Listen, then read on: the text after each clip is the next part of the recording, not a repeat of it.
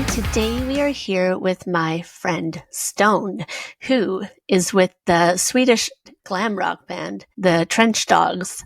Thanks so much for being here today. Thanks for having me. It's going to be fun. It is going to be fun. We kind of put this together last minute, and I'm so happy that we could get the time all scheduled out and we could connect. So we recently met in person when you guys sold out the Hope and Anchor. You had a totally packed night that night, and it was nice that we finally got some face-to-face time. So do you want to tell us a little bit about the history, how you joined the Trench Dogs? I joined about 2 years ago, a bit over 2 years ago. I got a Instagram message from Andy, the singer, telling me they were looking for a guitar player. I knew about Trench Dogs, but then I listened to their latest album, Stockholm Jalla. And then I was really like, okay, I really like the music. This is really something I want to be a part of. So I put in the work, I went to audition, and I got the gig, and we've been together ever since. That makes me really happy because it's nice when those musical endeavors work out and you kind of find your people, and it makes it a really easy working relationship. I think I love the sound of you guys so much because it kind of takes you back to that great kind of, I guess, 80s glam rock and all that stuff. And I think how you present yourself, it's kind of the epitome of what rock and roll is, or it could be. It's real, it's raw, it's natural, and it's just so freaking cool. So you're originally from France, and when did you move to Sweden? What made you move and everything else? I moved about 10 years ago. And when I was living back in France, I was really into the Swedish sleaze scene, I guess you could say. A lot of Swedish bands. With my friends, we would listen a lot to this kind of music. And then I went to Sweden Rock. Actually, I guess we'll talk about him, but because of Ryan Roxie. Yeah. And Anna, my now girlfriend, worked with him at the time. So I met her there. We got together, and then I moved. So it's I had an interest in Sweden, I wanted to go there and everything. But then it was Anna really that was the reason I really moved there. Oh, I love that. No, but it's sweet though. Yeah, I mean, I think sometimes people underestimate how cool of a music scene Sweden has. There's so much good stuff coming out of there, isn't there?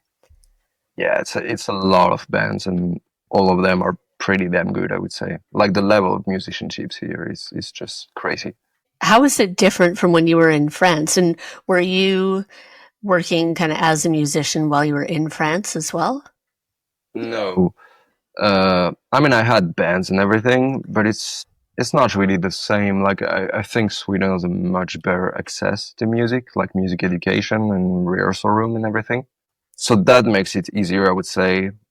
Then as far as rock goes, I think rock is much more accepted culturally than in France, especially everything hard rock. And then I think also the winters here, they're really rough. There is nothing to do in the winter. So I like to think that a lot of bands are that good because it's just there's nothing else to do than play music. So yeah. I kind of love it though. Yeah, I think it's cool. You can't go outside. You may as well just make rock and roll. Yeah, exactly. Just lock yourself in with your bandmates and write music. Yeah, absolutely. I mean, I can't think of a much better way to spend a winter. Yeah, it's just trying to make it go as fast as you can. And then in the summer you can go out and gig, I guess. Yes, absolutely. And yeah, there's amazing festivals in Sweden and everything like that too, right? So, yeah. So if it's not so accepted in France, what kind of is the music that the French gravitate towards? I don't know. I think there's a lot of, I think rap is much bigger, all that rap, pop kind of thing. Very mainstream music, I would say. But rock has always been, I mean, when I was living back there, a lot of Swedish bands would come over, Scandinavian bands overall. Yeah. Yeah. So we would see a lot of them, but nowadays I think it's really hard to get gigs there. Yeah, because I didn't realize that. Yeah, I think it's getting better a little bit with like festivals like Hellfest and everything help like Yeah. make this kind of music a bit more popular. And now we had like Gojira at the Olympic Games, Mhm. which I think That was was, really that was really helpful. yeah, that was a hell of a performance too. I think it's like slowly gets there where it's a bit more accepted and more popular, like to regular people, we'll call them. Yeah. But but I mean, you don't get much rock on radio and things like that, which you do in Sweden. Yeah, yeah, absolutely. I always think like I have family in Germany, and whenever I go to Germany and like rent a car, they have some of the best rock radio stations ever. Yeah. And like Germany, obviously cool rock, metal bands and everything like that too.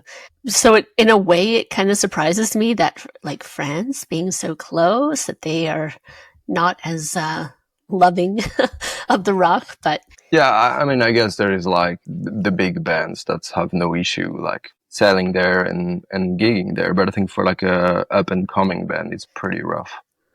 and when you guys tour, you are touring more around like the UK, other bits of Europe. Yeah, with Strange Dogs, I would say UK is our biggest market for sure. Okay. And what made the UK like your big place to be? I don't know. I think maybe the bands that originates from there or were big there. Like a lot of, I mean, I know Rocks, they're Scandinavian, but I think it was also one of their prime market with the UK. And then you have like Dogs D'Amour, Rolling Stones, all those kind of like classic rock bands, I would say, that probably makes it easier to tour there. Yeah, and obviously there's just too many amazing British rock bands to Yeah. name. Well, you So were talking about Hope and Anchors. You can just like look at everyone that has played there and it's like, okay, that makes sense. I know you're like, wow, okay, yeah. If they can play there, I okay. It's an honor to play there because it is so legendary how many people have played there. That's one thing I love about London too. I mean, obviously, because I live here, I'm most familiar with London, but you think about if you look at, there's so many of the venues that you look back in history who's played there and you're kind of just like, actually, I'm in the place where everything sort of exploded from, Mhm. even the 50s, but let's just say, especially the 60s and beyond. And you think of the people that have walked through the doors and played on the stages. It can be quite humbling to go into at times too. Yeah, I think so. I used to love just going to like Denmark Street Yes. because it's just like everyone has been there, you know. It's so many classic records have been recorded there, and yeah, no, it's just way too iconic. It feels like this is where everything started. Oh, absolutely. I've been reading a lot of music biographies lately. I mean, that's kind of like my favorite thing to read anyway. And so listening to these kind of like London bands, I mean, doing Keith Richards and then had Glenn Matlock from the Sex Pistols. There's tons that I've read, but they're all talking about like walking down this street in Soho. And I'm like, I walked down that street yesterday. It's even Yeah, simple stuff like that. Or you're like, yeah, we played this show here and then we went over here and recorded. I'm like, cool. That's like a block from where I am right now. yeah, And just knowing that there's just so much history in music that you can just easily access and walk through if that's your for thing, I sure, guess. But for sure. it's But I think it probably helps, like coming back to why we are more popular in the UK. It's like the UK is such a rock and roll country. Yeah, all the good stuff comes from there. it's true. Yeah. And you know what? And even new rock bands, there's Hmm. so much good stuff coming out of the UK as well, where Oh yeah. there's still an original sound. It still sounds fresh. There's just lots of magic being added to the world. And it's nice because I know everybody says like rock and roll is dead, but I Hmm. don't really think so. It has changed for sure, but it's not Yes. dead. I think it's doing pretty well actually. Yeah, and I think especially over the past few years too, it is making a resurgence with the younger kids and all Mhm. that, you know. It's nice to see. And I mean, like it or not, some of that you have to thank TikTok for, because I'm shocked how many things even like my son knows just from being online, and they're becoming like diehard fans of all this old music, and you're like, cool. Now that influence can continue, you know, rolling the ball forward, and they can take it in their own path, but they see that appreciation of it too. Yeah, for sure. And I think it also helps. Even the older band, like we were talking about this, we played Denmark this weekend with Pentagram. Right? And Bobby, the singer, became viral last year because of some staring he was doing on stage. And now they're huge, and he's been struggling his entire life, it feels like, to break through. And now, I mean, even for myself, now I checked Pentagram and I was really happy to see them and like knew some songs because of that. So I think social medias can definitely help spreading the word. Yeah. No, I think so too. And I mean, of course it has its downfalls, just like Oh, yeah. everything. But I think we are so lucky to be living at a time that music is so accessible too. You know, it doesn't have to be for the elite or whatever, right? I just think it's really cool. You can now discover bands from all over the world with ease, and it's there's yeah, I mean there's a whole different kettle of fish not to not to open today, but I love that aspect of it, and I try and look at it from that way versus like from a shitty cynical way, because I'm trying to find that opportunity in all of it, right? And so yeah, having a viral moment like that totally changes things. Yeah, and so to say, you have access to so much music, like you can discover things easily. I mean, not that I was gonna say back in the day, but like even when I was growing up, it was harder to find access to this kind of music and bands and everything. I mean, I think too, okay, well, on the day we're recording this, next week will be my 38th birthday. So I think I was still kind of teenage before people really had tons of internet, and it was totally different. Yeah. YouTube did not exist until I was, I don't know, already in my 20s, I think, or something around there. I think for me, I would discover by reading magazines. And we had this local CD shop, and they sold like used CDs. And sometimes I would just buy things I didn't know what they were. Like, yeah, that looks cool. Because otherwise, would you really do? And sometimes, you know, yeah, your friend would be like, hey, check this out. But a lot of it was just reading and just buying random shit. Yeah, So, absolutely. I do miss the days where with your friends you would make each other like compilations on CD and just like pass them. That was yes. that was nice. You know, but people are kind of now making mixed playlists for people like on Spotify and things. And I think that's pretty cute too. But yeah, nothing meets a mixed tape, nothing, or mixed CD being like, I made this for you. Yeah, I guess the only thing is that you maybe appreciated music more as like a valuable thing. Yes, that's the other thing that I agree with completely is people, they totally take it for granted now, and yeah, lacks that appreciation of everything that goes into it, and not just the time, but obviously the money that goes into it, and everything else. And I think it's really easy for people to go, oh, well, I hate this band, or that's trash. And it's like, you go out and do it. Start with that. And then you know, have a little more respect for, even if you don't like it, you still have to respect the people doing it. If you don't like it, don't listen to it. Shocker. Shocker. Yeah, no. I know. I'm quite glad we're quite like a physical format band. It feels like a lot of people following us are like buying vinyls, buying CDs, and listening to our music that way. Or at least that's the impression I get. But it's really nice. It is. And because people want to have that physical piece of it, right? Yeah. I love seeing, because, you know, I work at that record shop part-time too. And I love seeing people coming in and buying all kinds of, like, coming in with stacks of CDs.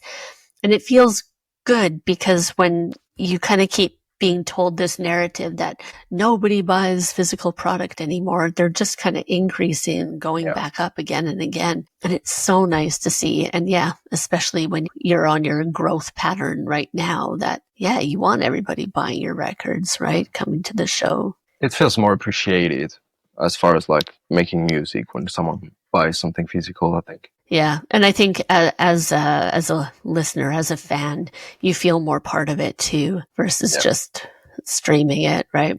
So you do a lot of other work as well as being with the Trench Dogs. And so you want to tell me a little bit about that? Yeah, I mean, I do mostly graphic design, like in the music industry. So I do a lot of that, and then I do a lot of backline as well these days, like guitar taking and stuff like that. Which is very cool. I've seen you do the guitar pick designs and shirts and posters. Do you do album art and things like that as well? Yeah, but now I've been doing this for 5 years, and now I'm starting to like narrow down to what I really like to do, and I try to focus on taking those gigs.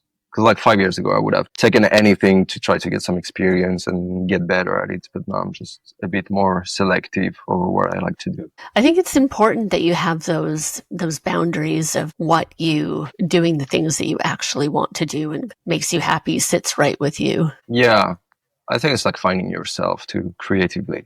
Yeah. Has that been a process for you, finding yourself? Yeah. Yeah, because I ended up burning myself out like pretty bad with saying yes to everything just to. I think you get kind of an adrenaline rush at the beginning of like, oh, I want to work with these people, and it's like, this is cool. Like it involves sometimes like a lot of your heroes perhaps from when you were a teenager. But no, it's also like I understand that my time has value, and I really would rather take projects that are fun and where I feel like I can actually be happy with the results, rather than try something and then halfway through I'm realizing like, okay, I don't feel like this is landing really right. I completely understand that.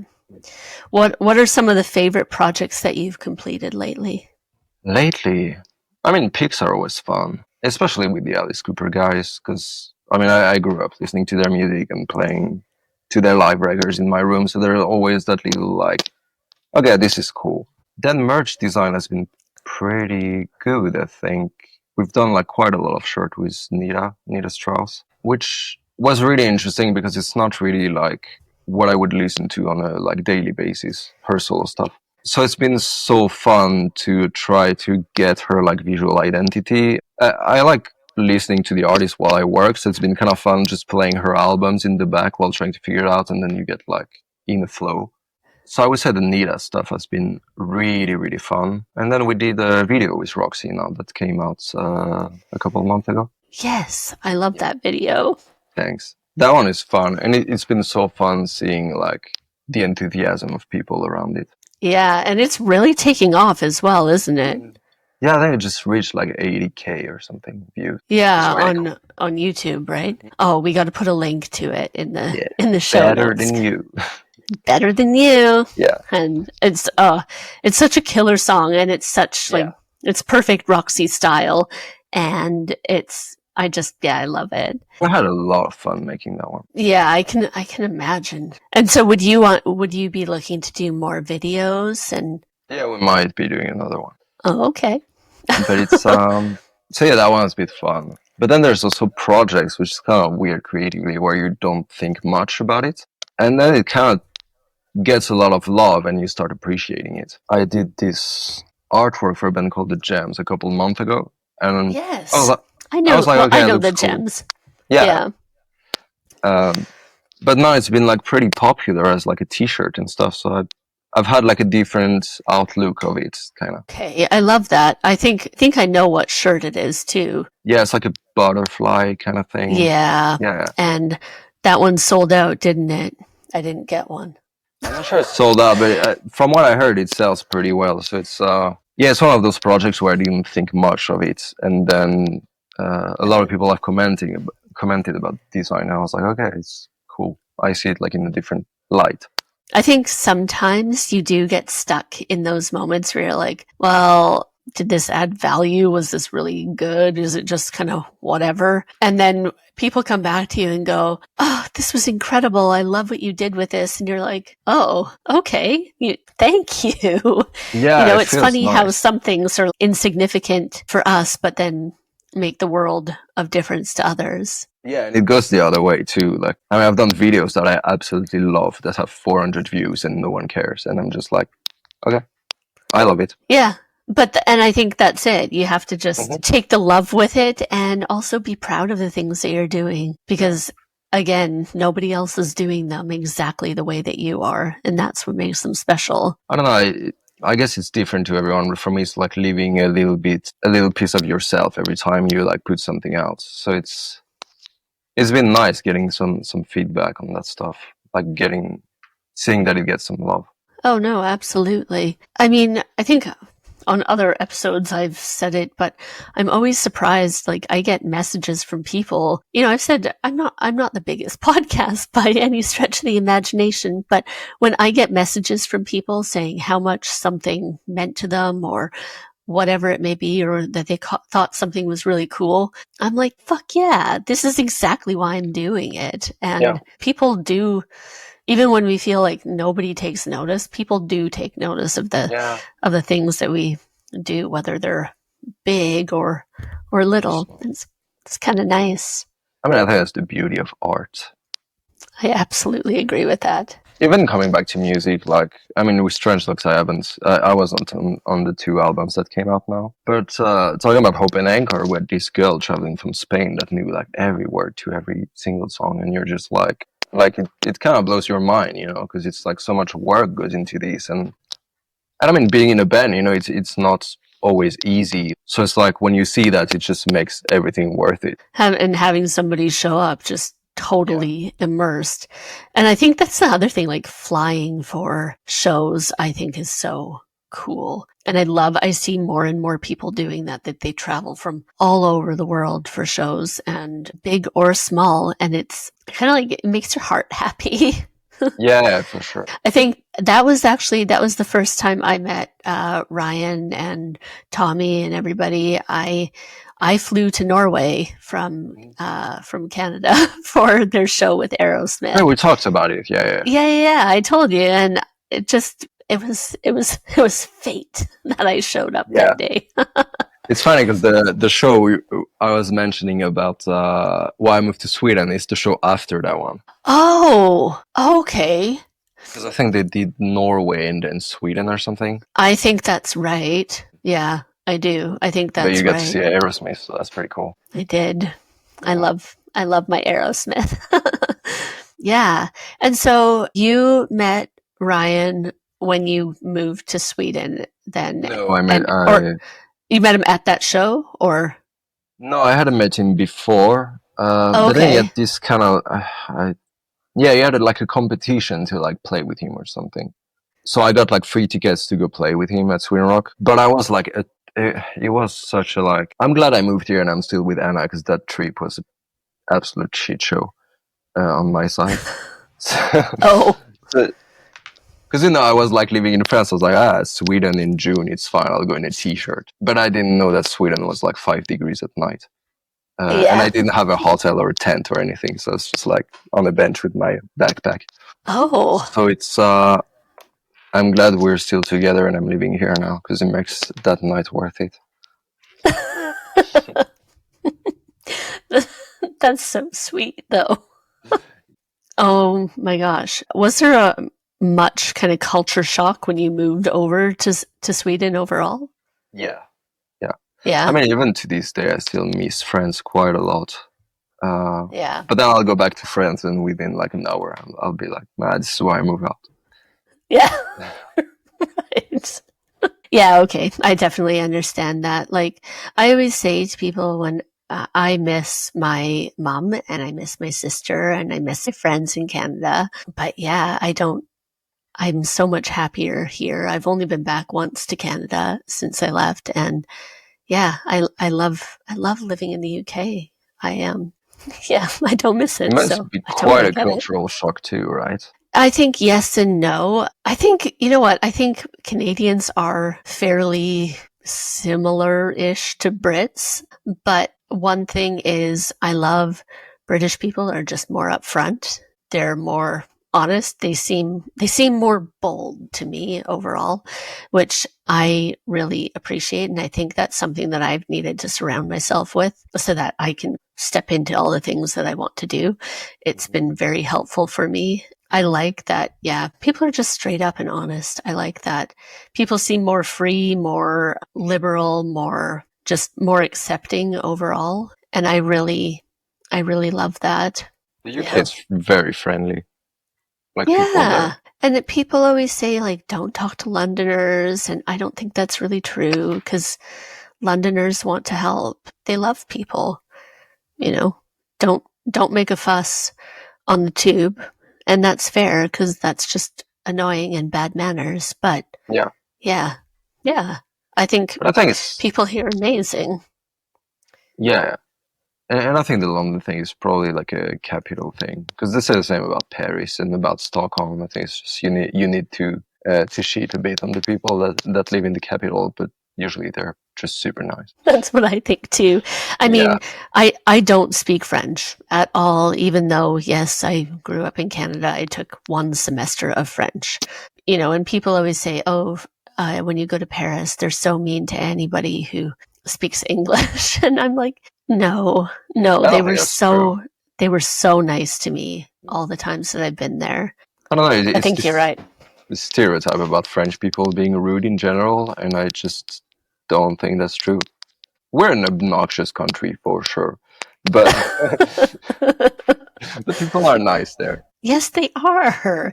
You know what? Of all the French people I've met, I like all of them. Haven't seen anything. You've met like 6 nice people in France. 6 nice people in France. Yeah, it's true. We were talking a little bit about your style before. It made me really happy because you are full rock star mode right now. And it also made me really happy that you told me you just dress full rock star every day. And it's a little bit about finding, as you said, finding who you are and what works for you. How'd you develop your style and what does it mean for you? I think it means a lot. And I think I can speak on the behalf of everyone in Trench Dogs with that, because it's like, I mean, this is what I love about that band, because this is just who we are. Like, it's like, I don't think Andy owns tracksuit. Right. But I mean, as far as like discovering it, I don't know. I think it evolved with my taste in music quite a lot, and especially as I got into like the Aerosmith kind of thing, where the style is a very big part as well. I just like had the thing of like I want to look like that, and then you just try things, I guess, and see what works for you. And I don't know, I just feel better wearing makeup and platform boots than sneakers and nothing. Like I feel better that way too, let's be real. Yeah. It's a like huge part of my identity for sure. And to be fair, I'm the one getting shit in Trench Dogs because I will wear like Nikes, which is the threshold, But yeah, I don't know. It's just I've always been like really attracted to like the musicians and rock stars that had a bit of that like androgynous thing, like the Steven Tylers, and I mean like even Alice Cooper and stuff like these. Yeah, like David Bowie and exactly. Yeah, Michael Monroe, obviously. Yeah. So yeah, I don't know when this the last time I've shopped in the men's department. It's probably been decades, but it's cool. I love it. It makes it fun too. It makes life a bit funnier. Absolutely, and you always look amazing. So nobody can complain about that, right? It's like second nature. Like, I mean, I don't really own anything else than that kind of stuff and tight pants. So that's the way to be, though. Yeah, it's grown to the way it is. I mean, like even with Anna, it's just like we share clothes. There's not really like a line of who owns what. Yeah, it's perfect though. It makes things more simple too. I think so. Yeah. And I don't know, dressing up is fun. It is. So sometimes when I am just like full on doing whatever work mode at home, and if I'm running errands in between everything, I like to live in my band shirts and my Lululemon Of tights course. and all that. But in general, I like dressing up. I like wearing dresses. I like putting together fun things. It always has to be platforms for me too. My sister, I just have to say, she just got me this pair of silver Doc Martens. Oh, Oh yeah, I my saw them. God. Yeah, Oh, you saw them? They're yeah, yeah, yeah. so cool. It's really cool. I'm like, these are amazing. Over the past few years, I've really found what I am enjoying leaning into for myself is like really simple items, like a plain black dress, leather tights, leather trousers, black tops, and whatever it may be. Yeah. Because I've really tried to add lots of color to my wardrobe, and I just go back to black. I like wearing my black. But that said, then I add in like silver shoes, or I add some outrageous, huge, chunky jewelry. And I've got like big rings and stuff like that I always wear. Obviously, my hair, well, not right now, but it's usually purple and black. Bright jackets sometimes. I have a cool, like, purple velvet jacket that I love. Things like that. But I'm really just loving, like, simple, kind of classic, but cool cuts. Yeah. Look really sleek, and then add a little pop of magic. And I've kind of felt like when I'm letting myself dress that way, I feel more confident. I feel happier. I feel like, yeah, I mean, no matter what, you feel good when you dress up. You're Oh like, yeah. oh, But I guess like self-care a little bit. it is. It is. It doesn't matter what your style is, but if you put a little bit of pride into how you present yourself, it makes the whole difference in your life. Yeah, for sure. And how you feel, how people see you, and everything else. I mean, you talked about confidence, and I think that's a big part of it, to be honest. And like, there's a little bit like of being extravagant, a little bit, like daring things that most people wouldn't dare. And I like that. Like, I mean, yeah, your clothes are daring in a way, but I'm sure people are always like, oh my God, you look amazing. For me, it's kind of funny because people always tell me how they think I'm so stylish, and I'm like, cool. I don't really see myself that way, but I know that what I wear, what makes me feel happy, and that's That's the the most hardest important part, thing. Yeah. right? Mm. And not putting yourself with like rules about what's allowed to be worn and what's not. Yeah. That's a big one too. Do you think just as you get older too, you kind of just give less fucks, and you're just, the more you get into who Oh, for you sure. are, the more Yeah, comfortable for you sure. are, you know? But I wear a lot of like platforms and high heels and stuff. And at the beginning, I was a bit like, okay, like I'm not sure about these. But now it's just like, apart from the Nikes, I don't have any other shoes really. My platforms are just like, I don't know. I consider them kind of my flat shoes, to be honest. Yeah, because they are. Yeah. I need them because I'm really short. But I also like, I don't really, unless they're like chunky heels, I don't really love heels. I just want to be the queen of platforms all the Yeah. time. But there's something about them. They add something. There's something magical about platforms. Yeah, they look cool. It's just actually like I spent so much time. I was like years ago that I saw Oriente with those kind of platforms. Yeah. Like a specific kind she had, and I just thought they were like the coolest shoes ever. So now I've found something similar, and it's just like, they're my favorite shoes. I actually bought several pairs when I got them because I was so scared they were gonna get discontinued. I've definitely had shoes like that too, where you have to have multiples or Yeah, else. absolutely. Like the only thing is when I guitar tech and stuff, I can't wear that kind of shoes. It's just not working. I mean, that makes sense. There are times, okay, when I'm going for a run with my dog. No, I can't wear platforms, Oh, sadly. you don't run in platforms? Not usually, no. Okay. Then I put on my Nikes, Yeah. Yep. But yeah, sometimes you have to like let functionality come into it. Yeah, otherwise you just like you have to just do what feels right for you and let it flow. Yeah. It just feels nice to be like a bit sassy sometimes. Do you think it's changed how you act? I know that sounds weird, but if you were like just say you were wearing something that just didn't totally reflect you, do you think you would be kind of presenting yourself more closed in, or Yeah, I think the versus? confidence part for sure. I mean, it's as we talked before. Like, I'm not the biggest talker. I'm more like, I would say, the introvert kind. But it's just like when you're sassy, you still feel good about yourself and feel confident going out and things like that. But I mean, Yeah. I think it goes back to when I was a teenager. Like, even though I was not dressing like that, I really liked my band shirts and wearing black and things like that. And I mean, I've had like, family members giving me like pieces of clothing that I've never worn in my entire life because I was like, I will never wear that because it's not me. And that's hard sometimes too. You're like, just listen to what I love. Yeah, Right. Yeah. yeah. I know. I've had that too with family members. Not so much recently, but like when I was Yeah, when younger. you're younger, I guess. Yeah, and they'd be like, "I've got you pegged," and I'm like, "Actually, you haven't." But okay, Yeah. you appreciate the gesture, but it's hard if it just doesn't sit right with you. Yeah, feel like it's you. We talked a little bit again before we started about sobriety. So you used to drink, and when did you give that up? 10 years ago. Okay. So was it kind of in line of when you moved? It was right before, which is kind of interesting with Anna because the first time I met her, I was completely fucked up.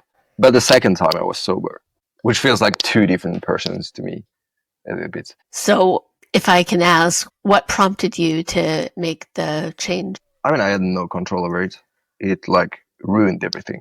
And I mean, I'm not like an addictolog, so I'm not like an expert in the subject, but it's like I was not like yellow having to go to AA or something, but I would say I had like a massive drinking problem in terms of that. If I started, I couldn't stop until I blacked out. And basically the last 6 months, I would say, before I got sober, I can't remember a single party.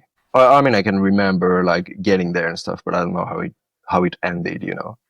So it got out of hand quite a lot. And then I wanted to be a sound engineer. So I was touring with this band I used to really, really like. Like, it was like a gig that I really enjoyed because it was music I liked and I got to learn. But the drinking screwed that up quite a lot, like the partying. So they fired me, and rightfully so, to be honest. Like, it's fine. I don't care. Like, I was 20. Yeah, I was fired from that, and that's basically the last time I drank was that show. And to be honest, like, it's kind of been hard the last 10 years, but I've never like regretted my choice or anything. And so was it kind of getting fired, you realized like, oh shit, maybe I need to. It got to a point where it wasn't fun anymore. Like, because it's sometimes I envy those kind of people that just can go out, have a few drinks, get tipsy, get in like in the fun zone. But I know I can't do that. And again, it's not like I know alcoholism is a big word, but to me it was more I couldn't handle it. So I think I'm better off, to be honest. Yeah, absolutely. Did you ever think too, like, oh, if I continue, then it would hurt my future prospects of working with different artists and all that kind of stuff? Did that play any part of it either? Not really in the artist part, but in kind of in my well-being, because I mean I've done a lot of stupid stuff when I was drunk, like really stupid stuff, where when I look back, I'm like, I really endangered myself here. So I think if I would have kept going, it would probably have escalated to a point where it was just like, I would end up like hurting myself without wanting to. Like, I'm not talking about like wittingly hurting yourself, but I think I would have put myself in situations that were dangerous or whatever. Like, I mean, nobody does smart things when they're on their way to blacking out. So yeah, I mean, I've never really talked about this, but it's I don't know, it wasn't fun, it's just like you go to a party, you can't remember anything, you're probably like the worst hang ever. And then when it gets in the way of what you actually want to pursue as a career, it's no good. No, it's not. I mean, I have several friends that recognize that they had a problem and have stopped. And yeah, I mean, all of them at the end of the day, kind of very similar to you. It's not easy always, but still no regrets in stopping. I've always kind of been that, like, I have one drink and I'm done, or, a couple. I have to be honest, I've never blacked out from drinking That's a good um, thing. or anything like that, right? Yeah. I've probably had like 2 hangovers in my life, and I wasn't even really drunk. I was like, I was kind of dehydrated and I mixed a Yeah. couple things and whatever. But I've had lots of friends go through this similar path to you with alcohol, and I've lost friends to other addictions, and you think at the end of the day, it's not worth it, right? No, and I don't know. I was talking about it with a friend the other day, because in Sweden you can't buy alcohol in regular grocery store. You have to go to like a liquor store. Okay, that's same in That's Canada too. okay. Yeah. And it's a big debate here. A lot of people are against and things like that. But I have the unpopular opinion. I think it's great to not have access to that, because I mean, like, back in France, we could just go buy liquor at like 10 p.m. and it's the same. Nothing ever comes out good when you're partying in at 10 p.m. You're like, we need more alcohol. It's not gonna go like a pretty way. Generally, no. Yeah. The thing that I guess that would be one thing that I would say is a bit culture shock here, is how much alcohol is like ingrained in life here. Most of it, I'm like, generally harmless, but then you also get the people that are very open. They say, yeah, I think we're all a bit of alcoholics here, but we just kind of pretend that we're not. And it's like, yeah, I think it's France is the probably same. true. But I'm very surprised with my generation. A lot of people have told me, like, I mean, when I posted the other day, I was like 10 years sober. Yeah. And I had other guitar players and musicians from like bands in our circle that was like, oh, I quit drinking too. Like, I'm on like 3 years or 3 months or whatever. And I think that's good, because it shows that there is some kind of awareness to it. And I'm talking for the ones that can't handle it. Like, of course, a lot of people are fine with being able to drink. But yeah, it seems to be less and less of a taboo a little bit. I completely agree. And I think so many people are shifting for sober lifestyles overall. Sex, drugs, rock and roll. Well, we'll just get rid of the drugs and alcohol and keep the rest of it. And it just seems that, overall people are moving away from it. And in music, I see that, right? You see artists posting about their workouts, and you see them posting their healthy green drinks or healthy eating. They're going vegan, they're doing whatever, right? It does break down some of that taboo, like you say. And I think it makes people realize that, like, yeah, being healthy is so punk rock. Like, yeah, I think so. Cool. I mean, I always looked up to people like Phil Collins from Def Leppard and things like that. So then when I got sober, I was reading a lot and watching a lot of interviews about musicians talking about addiction. And I mean, like, Phil Collins has been sober since like late 80s and like vegan and everything. And to me, he's just the coolest. I think it's super cool. And I think there's something special about, massive artists like that talking about their sobriety and, talking about their healthy living, because it does trickle down to followers and to the greater public, right? And I think even we're not mega stars, but when you open that discussion up, no matter where it happens, it plays an impact, right? I know I drink more here in England than I ever drank in Canada, and I've definitely had partners who are alcoholics, and it's given like it gives a lot of different perspective on everything. I think sometimes I do feel a bit sad when I see people coming home in the afternoon on the train, and in their 30-minute journey, they've downed 4 beers on the train, and you're like, are you okay? You just want to send a little extra love out to people when they're doing that kind of thing. It is worrying, right? I mean, it's such a like socially accepted thing. I think that's the part. But it kind of like talking about it shifting. I think it's also like, for me, I feel like I've been spoiled because I grew up, or I mean, I got sober in like an era where it became okay to not drink, especially moving to Sweden. Like, France was a bit rougher. But I mean, you have Yeah. so much like alcohol-free options everywhere in Sweden. It's really easy here, I feel like. It's funny, even like with people I work with, I'm like, yeah, I'll probably have my gin and then I'm just going to switch to tonic water after. And they're like, how? Yeah. It's like, you don't need to drink, it sounds very like, what was it, all those like adverts they used to put out about like, you don't need drugs to have fun. But Yeah. like for real though, I don't I have fun with the people I'm with, not because it's alcohol or whatever. No, yeah. Yeah, I mean, when it gets to a point where it's bad, it's just like rather deal with the real feelings than trying to like medicate them or something. That's really, really hard to do for people too. Yeah, it's the easier way out, I think. Yeah. And accepting that you have stuff that you need to work on and maybe old wounds that you need to heal. And it's not easy. And you're totally right. Sometimes it's easier to just self-medicate than deal with it. But long term, it's easier to deal with it. Yeah, I mean, especially if you're the anxious kind, like alcohol definitely is easier. Like if you have some kind of anxiety, I think. But I think it's also, I mean, it's rough, but it's kind of nice to have to deal with those kind of feeling and anxiousness and things and learn how to tackle them. Did you deal with anxiety and that kind of stuff too? Yeah, I mean, I still do for sure.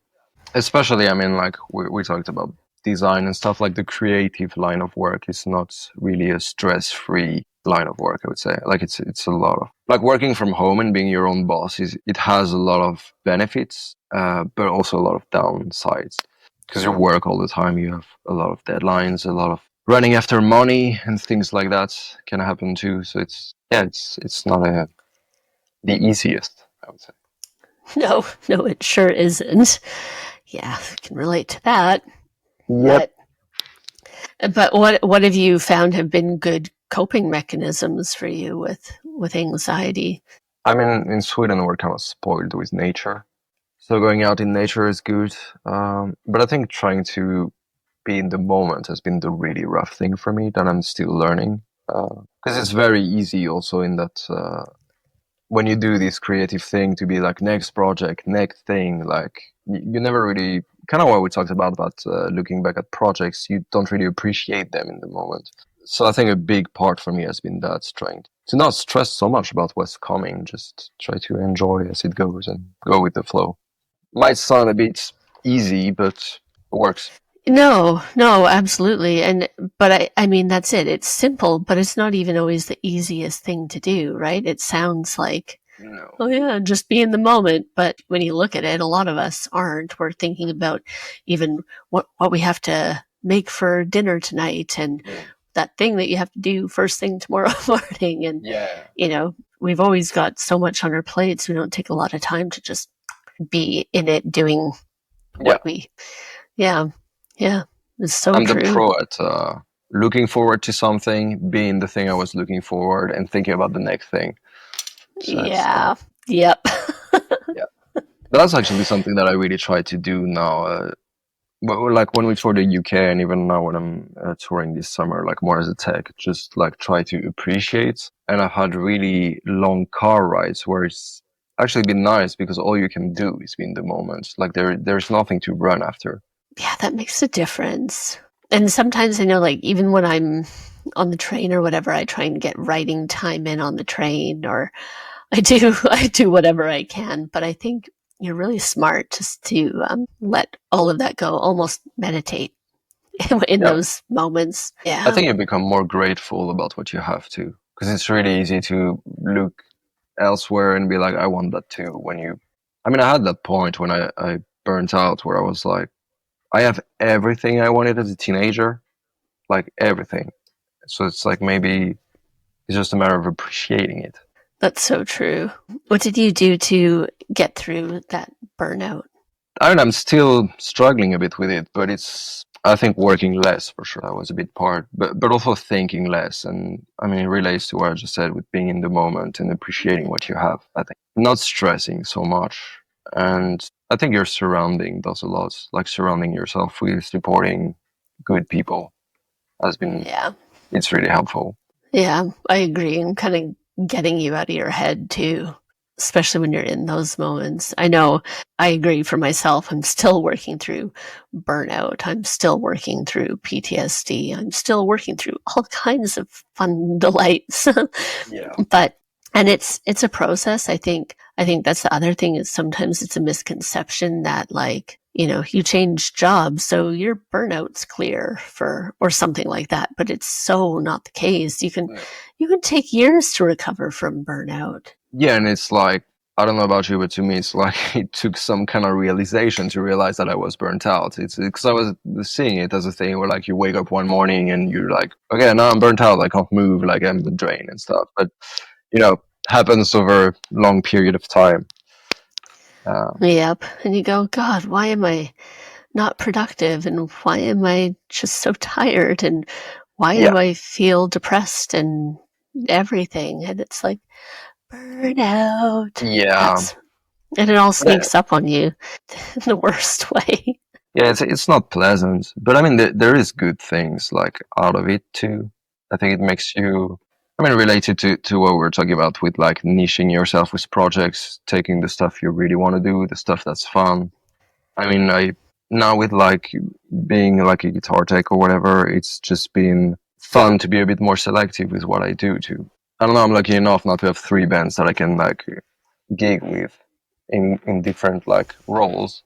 And it's just nice to be able to choose who you want to like be surrounded with.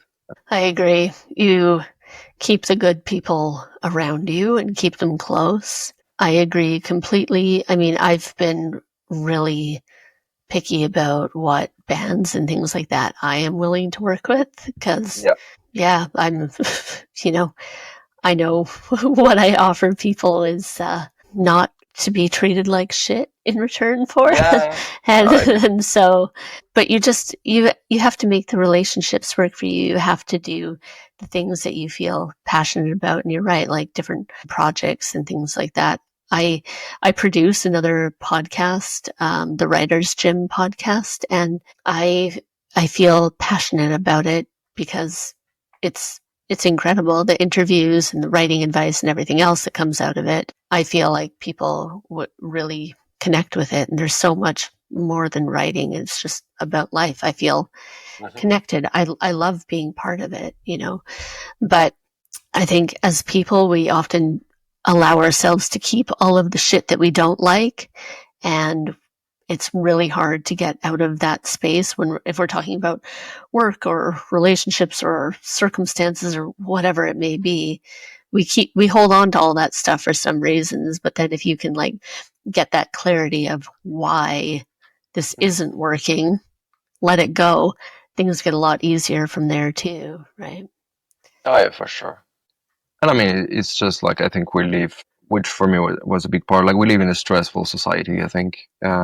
And again, coming back to it, but it's like, being like, having to be creative like 24/7 was just, it's not easy. And that's where like picking your battle with what you want to do, I think matters. I realize you only have so much energy to give.